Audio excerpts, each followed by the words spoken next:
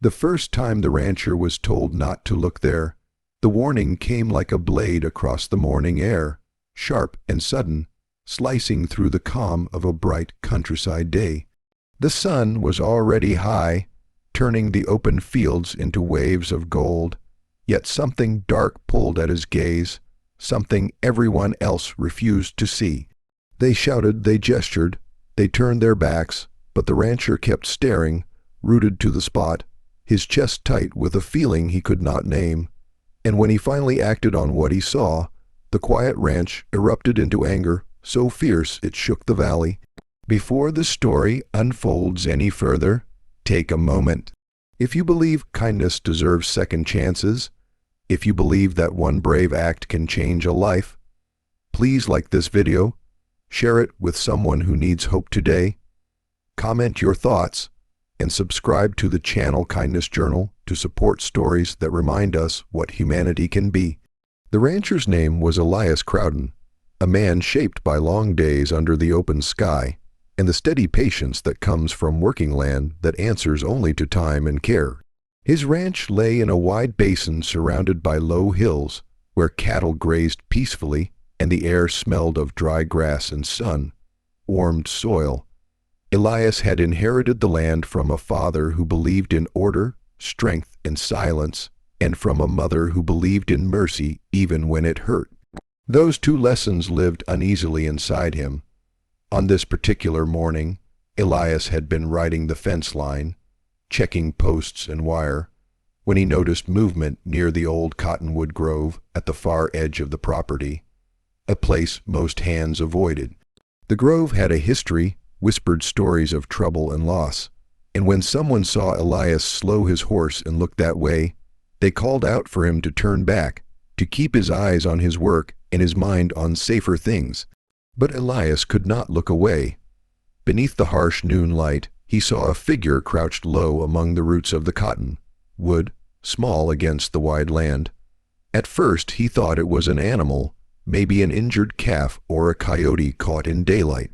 Then the figure shifted, and he saw it was a boy, thin as a fence post, clothes torn and dusty, his head bowed as if the weight of the sky pressed him down.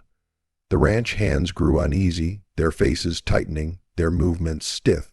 That boy was not supposed to be there. Everyone knew it. He came from the edge of town, from a family tangled in bad choices and worse reputations. Trouble followed that name like a shadow, and people believed it was safer not to invite shadows onto clean land. Elias felt the old pull inside him, the voice of his father warning him that mercy made men weak, that looking too long at pain would only bring it closer. Yet another voice rose up, quieter but stronger, telling him that land teaches responsibility, that ignoring suffering was the same as causing it. The boy did not look up. He stayed still, as if hoping the world would pass him by if he made himself small enough. Elias dismounted, every step toward the grove feeling like a step away from the life he understood. He could feel eyes on his back, the unspoken anger already building behind him. The closer Elias came, the clearer the truth became. The boy was injured. One leg was wrapped in a dirty cloth soaked through with dried blood, and his hands trembled as they pressed into the earth for balance. The midday sun showed everything without mercy. The fear etched into the boy's face, the exhaustion that hollowed his cheeks. Elias crouched, careful not to startle him, and in that moment something broke open inside him. He saw not a threat, not a name burdened by rumors, but a child who had run out of places to hide. When Elias turned back toward the ranch, leading the boy slowly, supporting his weight, the reaction was immediate and explosive. Faces hardened, work stopped, someone shook their head in disbelief, others whispered, the sound sharp and accusing. They told him he was making a mistake, that bringing the boy onto the ranch would invite theft, violence, and bad luck. They reminded him of old incidents, of broken trust, of losses that had never been explained. The anger rose like heat off the ground, visible and suffocating. Elias felt it press against him from all sides, yet he kept walking, his arms steady around the boy's shoulders. The first challenge came quickly. The ranch foreman refused to help, stepping back as if the boy carried disease. The hands muttered that they would leave if Elias let this continue. Even neighbors heard and came riding over, drawn by outrage and fear. The ranch, usually alive with the rhythm of work, fell into a tense stillness broken only by harsh words and slammed gates. Elias felt alone in a way he never had before, standing in the center of land that no longer felt like home. Doubt crept in, whispering that perhaps everyone else was right, that perhaps kindness was a luxury he could not afford. Yet the boy, whose name was Rowan Hale, clung to Elias with a fragile trust that felt heavier than any burden. Rowan's eyes followed every movement, flinching at raised voices, softening only when Elias looked back at him. As the day wore on, Elias tended to Rowan's wound himself, cleaning it as best he could, using skills learned from years of patching up animals and men alike. Blood and dirt washed away, revealing a deep gash that would take time to heal. Elias worked under the open sky, the sun beating down, sweat stinging his eyes, aware of the judgment surrounding him. Each careful movement felt like a declaration that he would not turn away. News spread fast. By midday, anger had hardened into something more dangerous. A group of ranch hands confronted Elias, their faces flushed, their voices loud even without direct speech. They pointed at Rowan, at the house, at the land, making it clear they believed Elias was betraying them all. The tension was thick enough to choke on. Elias stood firm, though his hands shook, his heart pounding. He thought of his mother, of how she used to say that doing the right thing rarely feels safe in the moment. He thought of his father, of the cold pride that had built fences higher than any wire. As the sun dipped slightly, casting long shadows across the yard, something unexpected happened. A cow stumbled near the far pasture, caught in a broken section of fence, panicking under the bright light. The hands hesitated, their attention divided, unwilling to leave the confrontation, but knowing the animal needed help. Before Elias could move, Rowan limped forward, ignoring his pain, using a fallen post to lever the wire away. His small body strained, face contorted with effort, yet he did not stop until the cow was free and calming. The moment was brief, almost invisible, but it cracked something open. A few people looked at Rowan differently then, seeing not a threat but a boy who acted without being asked. Change did not come all at once. It came like the slow turn of weather, subtle and uneven.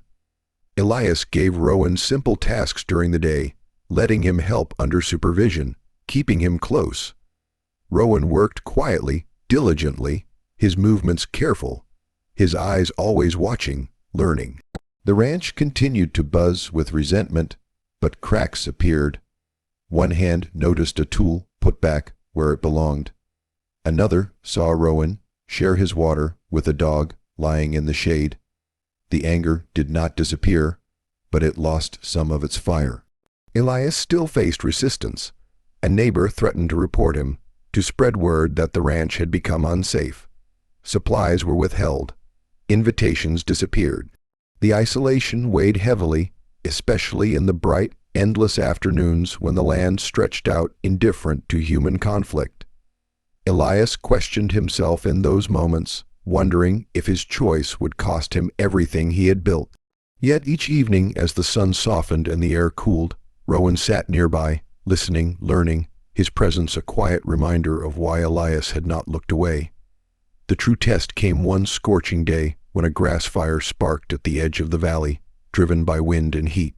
Panic rippled through the area. People scrambled to protect their homes and animals.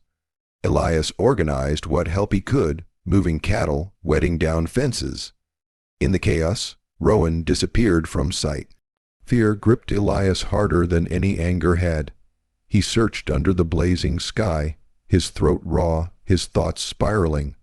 Then he saw smoke thinning near the cottonwood grove, the place everyone feared. Rowan emerged, coughing, leading a group of younger calves away from the fire, his clothes smudged with ash, his injured leg dragging but determined.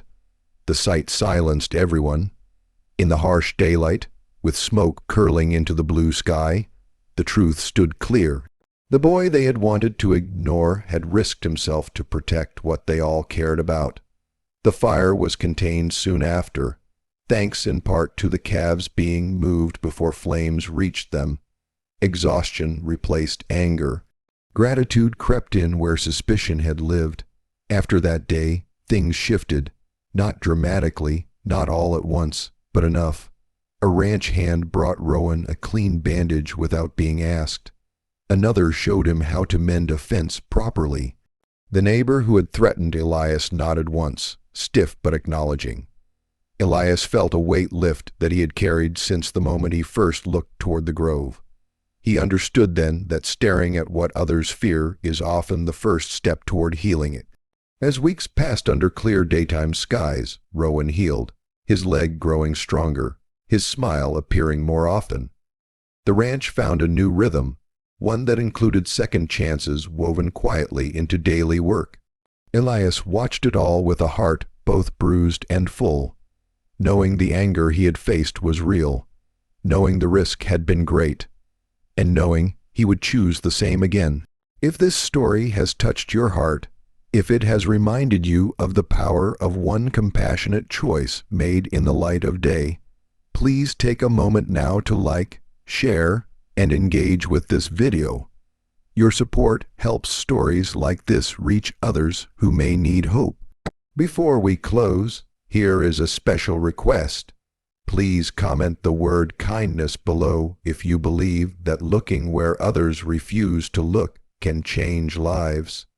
Elias never forgot the day he was told not to look there. He remembered the heat, the anger, the fear, but more than that, he remembered the way the land seemed to breathe easier afterward, as if it too had been waiting for someone to see the truth in the open daylight.